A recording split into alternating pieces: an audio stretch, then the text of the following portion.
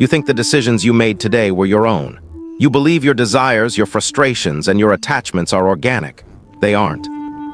Right now, there is someone in your life who understands exactly how to manufacture your emotional responses, and they are using that knowledge.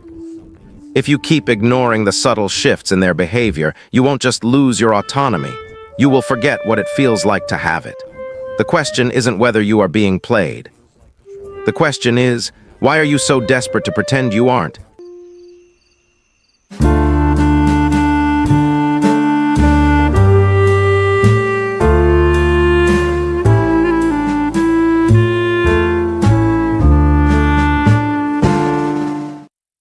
It begins softly, a subtle reflection. Have you ever met someone and felt an immediate, unexplainable click? A sudden rush of comfort, a bizarre alignment of opinions, a shared rhythm in the way you both speak. You called it chemistry, you called it fate. But in the darker corridors of human interaction, it is known as mirroring. They watched you before they spoke to you.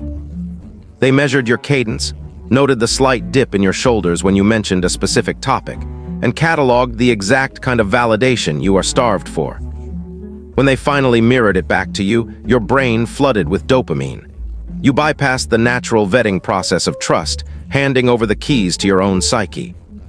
You don't realize that chemistry can be engineered. You don't want to realize it.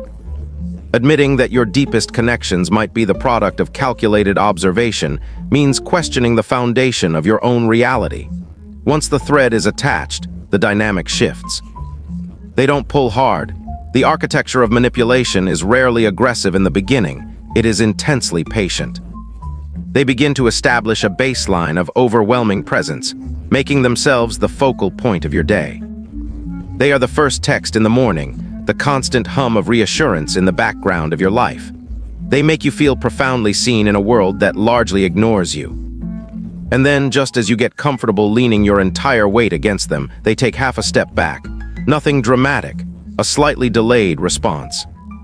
A perfectly polite tone, yet entirely devoid of the warmth you've grown accustomed to. A subtle withdrawal of the exact validation they taught you to crave. You feel a sudden, sharp drop in your stomach. What did you do wrong? How do you fix it? You scramble to restore the equilibrium, overcompensating, offering more of yourself, more of your time, more of your energy. And just like that, without raising their voice, without making a single demand, they have trained you to chase them. You are now running on a treadmill they control, terrified of the silence they can deploy at will. This is the trap of intermittent reinforcement.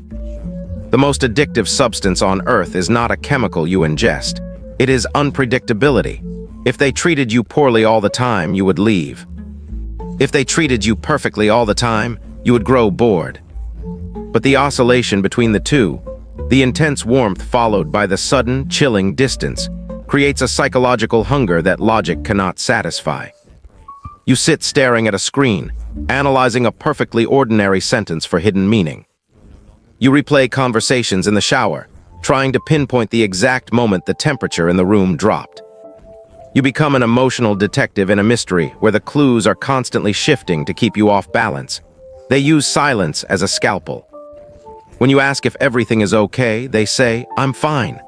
Two words delivered with a hollow cadence that screams otherwise. It is a manufactured crisis. It forces you to project your own insecurities into the void they created. You start confessing to sins you didn't commit, apologizing for slights that never happened, just to break the suffocating quiet. In doing so, you hand them an inventory of your vulnerabilities. You tell them exactly what you are afraid of, and they carefully file it away for future leverage. You think you are communicating. You think you are working through a rough patch. But they are not communicating. They are calibrating. They are testing the structural integrity of your boundaries, pushing them millimeter by millimeter to see how much discomfort you are willing to endure to maintain the connection. And you endure it. Because every now and then they reward you. A sudden flash of the old warmth, a compliment that hits the exact bruised spot in your ego. The relief washes over you like a narcotic, erasing the memory of the coldness. You tell yourself that this is the real them and the coldness was just a phase. You are trapped in a casino of their making, pulling the lever over and over, hoping for a payout of basic human decency. You begin to isolate yourself. Not because they physically lock you away, but because explaining this dynamic to an outsider sounds absurd. How do you explain that a deliberate 2-hour delay in a response feels like a punishment? To anyone else it sounds petty, so you stop talking about it. You swallow the anxiety, you internalize the chaos. Now comes the collapse. It is a quiet demolition. You no longer trust your own perception. This is the ultimate goal of the tactician, to make your mind an unsafe neighborhood for you to walk in alone. When you finally gather the courage to confront the pattern, the script flips with terrifying speed.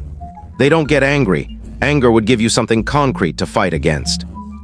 Instead, they look at you with calculated pity and manufactured disappointment. "You're overthinking," they say. "I was just busy." "Why are you making a big deal out of nothing?" They remain calm, centered, entirely rational, making your emotional response look like hysteria. They take your reaction to their covert abuse and reframe it as the cause of the problem. They hold up a funhouse mirror to your reality, distorting the timeline of events until you are apologizing for being upset. This is not a mere difference of opinion. It is the systemic rewriting of your history. You begin to walk on eggshells, but the eggshells are everywhere and the floor keeps moving. You shrink.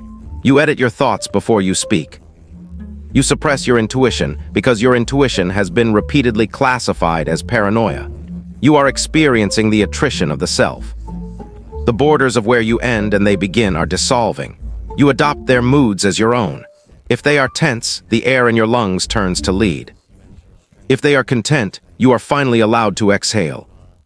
Your nervous system is no longer tethered to your own life. It is remotely operated by someone who views your anxiety as a metric of their control. You are exhausted. The cognitive dissonance, the agonizing gap between who you want them to be and what they actually are, is draining the life out of you. Yet you stay. You stay because leaving would require you to admit the magnitude of the illusion you fell for. Leaving would mean sitting alone in a quiet room and facing the hollowed-out version of yourself they left behind. So you become an accomplice to your own erasure. You participate in the fiction. You smile when you are suffocating, because the pain of the known manipulation has become more comforting than the terror of the unknown void. But the body keeps the score. Your mind can lie to you, your heart can rationalize the subtle cruelties, but your nervous system knows exactly what is happening. That chronic fatigue, that tightening in your jaw, that pervasive, dull dread that wakes you up at 3 in the morning, that is your instinct, screaming from the basement you locked it in. You are at the edge of the precipice. The illusion is fracturing. You can no longer unsee the deliberate timing of their coldness, the calculated nature of their praise, the absolute emptiness behind the mirroring. The strings are visible now. They run from your wrists, your throat, your chest, straight into their hands. You realize with heavy finality that they are not broken, waiting for your love to fix them. They are functioning exactly as designed. The machine is working perfectly, it is just fueled by your degradation. This is the moment of inevitability. The knowledge is in your head and it cannot be extracted. You can never again claim ignorance. You can never again say you didn't know how the game was played. The tactician relies on your fear of the dark to keep you in their shadow. But the shadow is consuming you. You are looking at the strings. They are taut, vibrating with the tension of your suppressed life. You possess the shears. The blades are heavy. The cost of cutting those strings is profound silence, a terrifying period of withdrawal, and the agonizing task of rebuilding your own reality from the dust up. The choice is no longer about them. It is entirely about you. You can drop the shears, close your eyes, and let them pull your arms back into the dance. You can choose to remain the willing puppet, or you can brace for the fall. The strings are waiting,